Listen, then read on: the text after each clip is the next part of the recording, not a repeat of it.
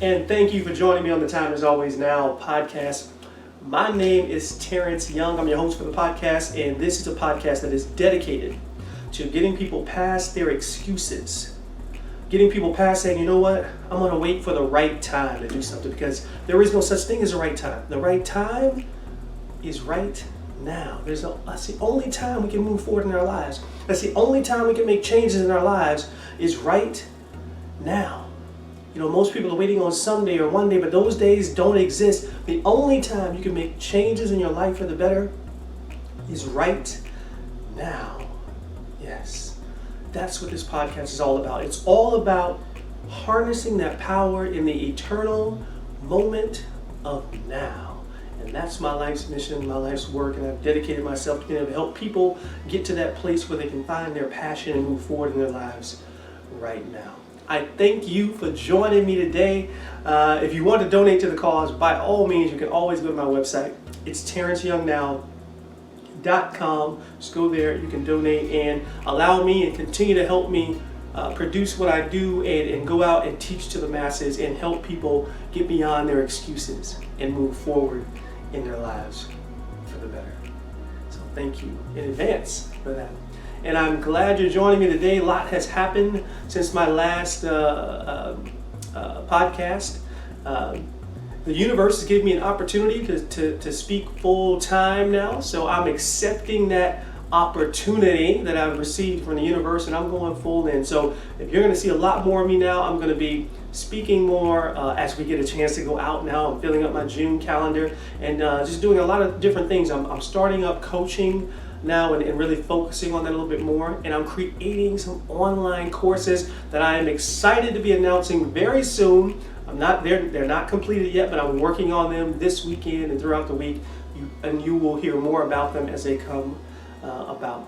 Thank you last week to everybody who joined me on the first Time Is Always Now discussions. We had a great discussion about racism, and I thought it was very powerful that we were to talk about it and get different viewpoints from everyone in the Zoom call. So thank you everyone who joined me on that. Stay tuned for this week's call or Tuesday's call coming up, and we'll have a great conversation, which brings me to what I'm going to be talking about today in the podcast, and that's what we're going to have our discussion on Tuesday in the Time Is Always Now discussions. So today, obviously with all the things we have going on in the world, I want to talk about today, how can we have an open conversation, a compelling conversation, a productive conversation, a compassionate conversation without judging others? Because that's huge. That's the question that I'm posing today. That's the question I want to talk about today. How can we have a compassionate, productive conversation without judging someone else, without I have to be right, and then if I'm right, then therefore you're wrong? How do we do that? Especially in this climate that we're in right now, it's being magnified. I mean, to an unbelievable level. I'm right, you're wrong. You're right, I'm wrong. And that's what we're going through. How can we have a compassionate conversation? And that's what I want to talk about. A couple of things I want to share with you today. How do we have that conversation? Matthew 7:1 says this. I want to read this to you because this is what we're seeing. And I'm getting this out of the book, Nonviolent Communication. Matthew 7:1. Well, I'm getting it out of the Bible, but do not judge, and you will not be judged. For as you judge others, so you will yourselves be judged. That's Matthew 7:1. And I'm reading out of Nonviolent Communication. It's a great book by Marshall Rosenberg where he talks about it. I'm going to reference this book a little bit while we're talking here. How do we do that? What we're doing is we're judging each other. And that's what's happening in the conversations, and they're non-productive because we keep judging each other. That's what we're doing in every situation. It's so frustrating. There's a great quote. My favorite book. A lot of people ask me what's my favorite book of all time, and most of the time I'll answer this. It's Dale Carnegie, one of my favorites. Dale Carnegie, How to Win Friends and Influence People. If you haven't read that one, How to Win Friends and Influence People. It is a powerful, powerful book. And one of the first chapters is is a very, very powerful chapter. And here's what it says. Here's it. If you want to gather honey, don't kick over the beehive. I'm going to say that one again. If you want to gather honey, don't kick over the beehive.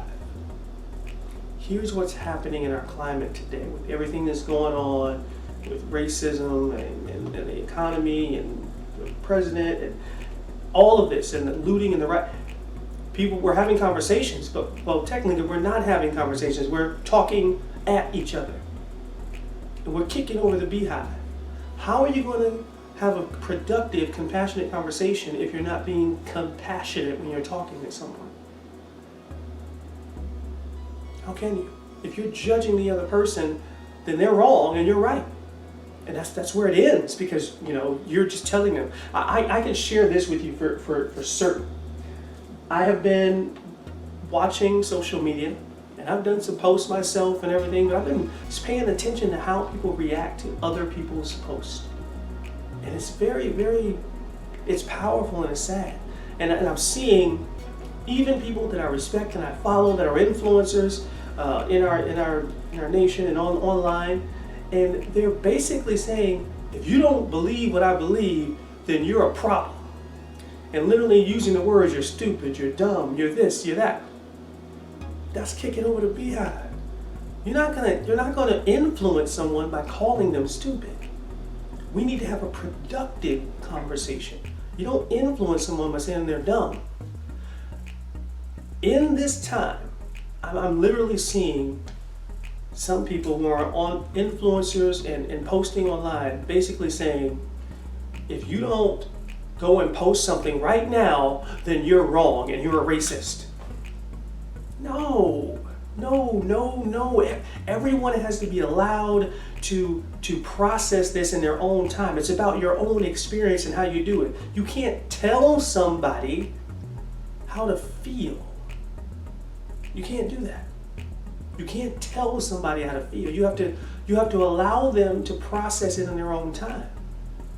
But people are walking around in this time, and it didn't have to be this time, and in this time it's just being magnified, saying, if you don't believe this, then you're wrong. And if you don't believe this, then you're wrong. And when you tell somebody else they're wrong, that means you're right. That means you don't have any work to do yourself, because you're right. But we all have to do the work ourselves. How do we have a compassionate, productive conversation? That's by respecting each other. There's a great part in this book, Nonviolent Communications. I'm gonna read this to you. Moralistic Judgments. One kind of life-alienating communication is the use of moralistic judgments that imply wrongness or badness on the part of the people who don't act in harmony with our values. Such judgments are reflected in language. The problem with you is that you're too selfish. She's lazy. They're prejudiced. It's inappropriate. Blame, insults, put-downs, labels, criticism, comparisons, and diagnosis are all forms of judgment.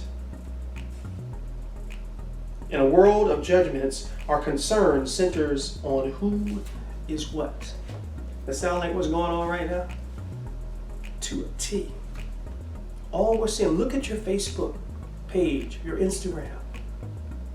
People are being judged if they do something and judged if they don't. I have plenty of friends, white friends, that have literally expressed to me, I don't know what I should post. I'm damned if I do and damned if I don't. If I don't post something, I'm being told I'm wrong. If I post the wrong thing, I'm still going to get vilified. I don't believe this is the approach that we should be taking. Yes, things have to change. Yes, we should be protesting. Yes, we should be changing the way police brutality is towards our African American brothers and sisters. Absolutely. Absolutely. But how we have that conversation is extremely important. If we're judging others, we're never going to have a productive conversation. This is key to it. This is very key, because we're not seeing what we want to see happen if we're continuing to judge each other. And it is difficult too, because I love the conversation about Black Lives Matter. And I struggle with this. I've seen these posts on Facebook or whatever, and of course, inevitably, someone's going to say, yeah, but all lives matter. And now I'm seeing people post about blue lives matter, and they do. All lives do matter. Blue lives matter. Everyone's life matters. I agree wholeheartedly. I totally agree.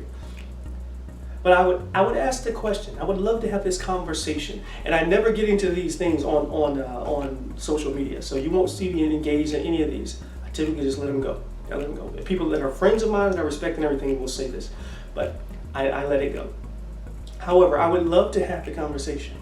When you have someone posting Black Lives Matter and their response is, well, all lives matter, or blue lives matter, or I'll even have someone post this cop died and no one said anything, or this white person died and no one said anything.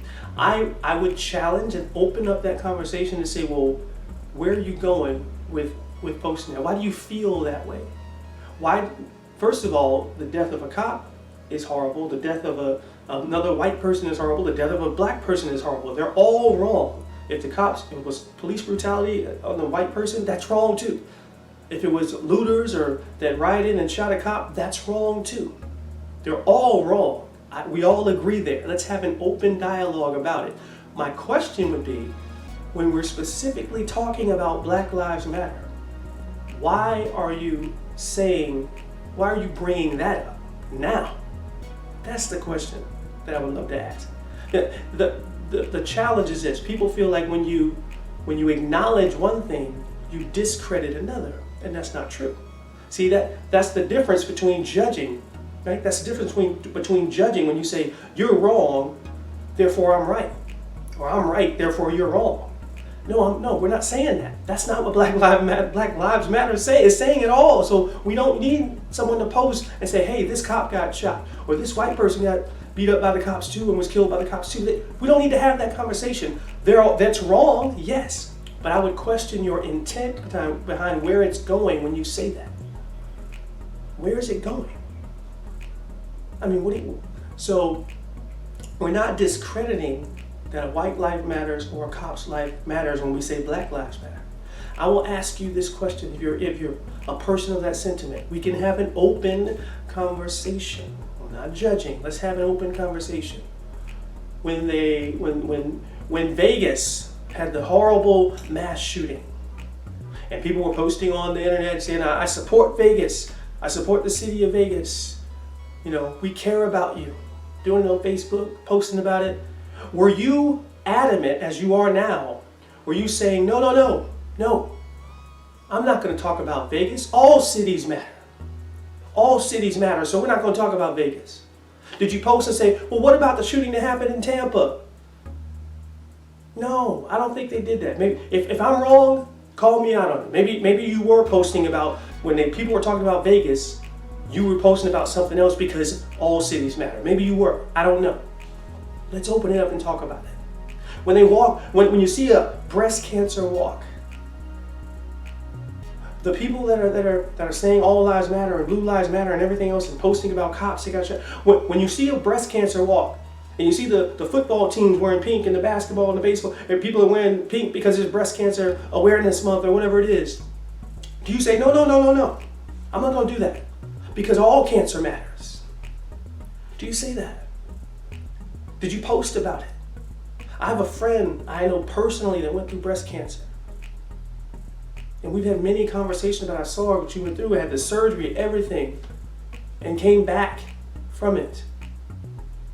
And it would be so insensitive for me to say, I know you're going through breast cancer, but you know what? All cancer matters. So I'm not just going to say breast cancer matters. It's not that. Just because I acknowledge that breast cancer matters doesn't mean I discredit someone who has pancreatic cancer or brain cancer or something else.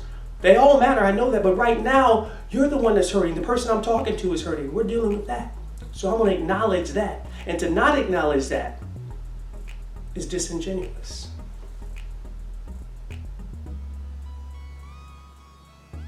Yes, all lives do matter. But what we're talking about right now is Black lives. Let's continue to have that conversation. Let's continue to have that open dialogue, respectfully with each other. And I've seen that too. I don't want to say that everything I see on Facebook or social media is disrespectful or judging. The majority of it is. And that's where we need to change. The majority of it is. And here's where that stems from. It stems from this. We're not seeing things from the other person's point of view. Right back to communication. One of the toughest things you can do is actually see something from the other person's point of view.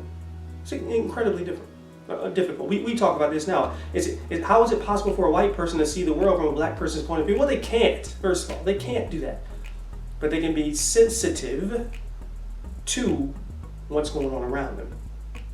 We had a great conversation in the barbershop about Drew Brees and what he said when he answered the question, and he started talking about not disrespecting the flag. It's not that I feel he's a racist, but he was very insensitive to what was going on around him when he answered the question. If he'd have just been a little more sensitive to what was going on with everything around him, he would have been very careful with his words and how he answered that question. Be sensitive to that. So do your best to see things from the other person's point of view. You have to be able to walk in the shoes of another person to see, to be able to respectfully have that conversation with them. And that's where we need to start. Having the dialogue, opening it up, having the open dialogue to talk about it. So what can we do? What can we do right now to have better communication with each other as a person to person, city to city, county to county, state to state, government, everything? How can we have a better communication, a better conversation with each other? Here's where we start. First thing, listen to understand. Listen to understand the other person's point of view. Right? When we bring up the Black Lives Matter and the All Lives Matter, I listen to understand. I get it. All lives do matter. So I totally understand. If police lives matter, I totally understand. But can you reciprocate that and understand where I'm coming from? If we can do that, we can have an open conversation. Listen to understand. That's why God gave us 2 ears and 1 mouth, so we can listen twice as much as we speak. If everyone decided that they are going to listen to understand. Here's the thing. Most people listen just with the intent of getting ready to what they're going to say next. They're not really even listening to the person. They're just preparing for what they're going to say next. Think about it real closely. Think about it when you're having conversations. When someone's talking, are you actually listening to understand the depth of where they're coming from? Or are you only listening to the point where you can decide how you're going to respond to what they say? Those are 2 different things. Those are 2 different things. If you're only thinking about what I'm going to say, what am I going to say? He said this or she said this, I'm going to say this. I said this, I'm going to type in this, because you have a lot of conversations on the internet now. Or are you listening or reading, because we're online a lot, to understand where they're coming from? If we can start there and do that now, listen to understand, it will change the relationships that we have. It'll help us to have more effective, more productive, and more compassionate communication. And see, we can use this now in this crazy time that we're in, but you can use this with your children. You can use this with your spouse or your significant other. You're having that difficult conversation, that disagreement. Listen to understand. That's where it's at. I'm going to leave you with a quote from Rumi. Rumi, the Sufi poet, he said this: beyond the ideas of wrongdoing and right doing, there is a field. I'll meet you there. Beyond the space of wrongdoing and right doing, there is a field. I'll meet you there. how about we all come together as a country and meet there without pointing the finger, right? Because when you point the finger, 3 of them pointing back at you, right? Not pointing the finger, but saying, I'll meet you at a place where I'm not saying you're wrong and I'm right, or vice versa. How can we come to an agreement? How can we come to an understanding? And we start by seeing things from the other person's point of view, really listening to understand. If we can do that, it will change our world, it will change our lives and make it a better place for us all. And then we can all unequivocally say, I own the now, and I have won. With that, I'm signing off. My name is T.Y. Remember, the time is always now. Allow the universe to work in your favor and be blessed.